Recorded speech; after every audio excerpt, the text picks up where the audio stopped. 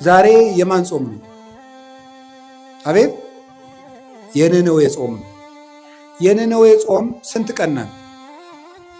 3 ቀን ለምን የተጠቀሙ ሰዎች ናቸው? የነነዌ ሰዎች ለመዳን የተጠቀሙ ሰዎች። ጊዜ ያያችሁ እንዴት እንደሚጠቅም በስንት ዓመት ያጠራቀሙትን የኃጢአት ግም 3 ቀን ተጠቅመው ነው ያፈረሱት ማለት ነው። ጊዜ እንዴት እንደሚጠቅም 3 ቀን እንዴት እንደጠቅም 3 ቀን ሀገር አዳነች። እኛ አሁን 50-60 ዓመት ሀገር ማዳን አቅቶን 3 ቀን ግን ሀገር አድኗል። ሀገራችን እንድትድን እኛም እንድንድን ከፈለግን ጊዜውን እንጠቀምበት። ለምን? ለመዳን። የመዳን ቀን ዛሬ ነው፣ ከዛሬም አሁን ነው አይደል?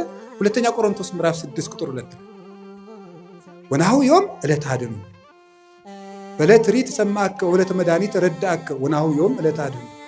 በተመረጠች ዓመት በተመረጠች ቀን እሰማሃለሁ። የመዳን ቀን ዛሬ ናት፣ ከዛሬም ደግሞ አሁን ነው።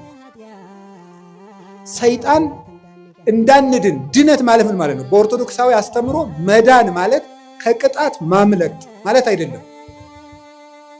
ምን ይመስላችኋል? መዳን ማለት ከእግዚአብሔር ጋር መዋሃድ ቲኦሲስ ማለት ነው በግሪክ። ከእግዚአብሔር ጋር መዋሃድ ሱታፌ አምላክ ከእግዚአብሔር ጋር መኖር ነው መዳን ማለት። ድነት ማለት ይሄ ነው። አሁን አንዳንድ ሰዎች እኔ ድኜ ጨርሻለሁ ይላል። እንዴ ከእግዚአብሔር ጋር መኖር የሚያበቃ ነገር ነው? መዳን ማለት ከእግዚአብሔር ጋር መኖር።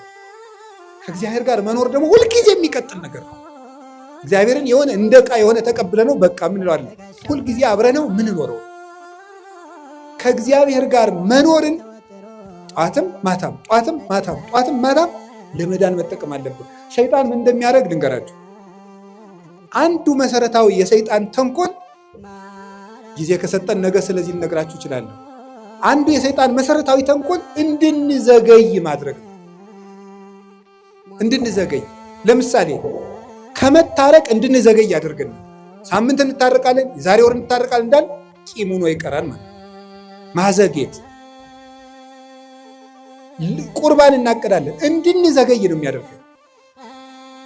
ይኸውላችሁ የማቴዎስ ወንጌል ምዕራፍ 25 ላይ እንደተጻፈው መንግሥተ ሰማያት 10 ደናግል ትመስላለች ተባለ።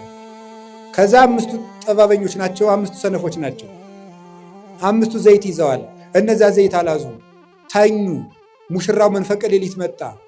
እነዚያ ግን ዘይት አልነበራቸውም፣ ሊገዙ ሄዱ። ተመልሰው ሲመጡ ምኑ ነው ቆያቸው?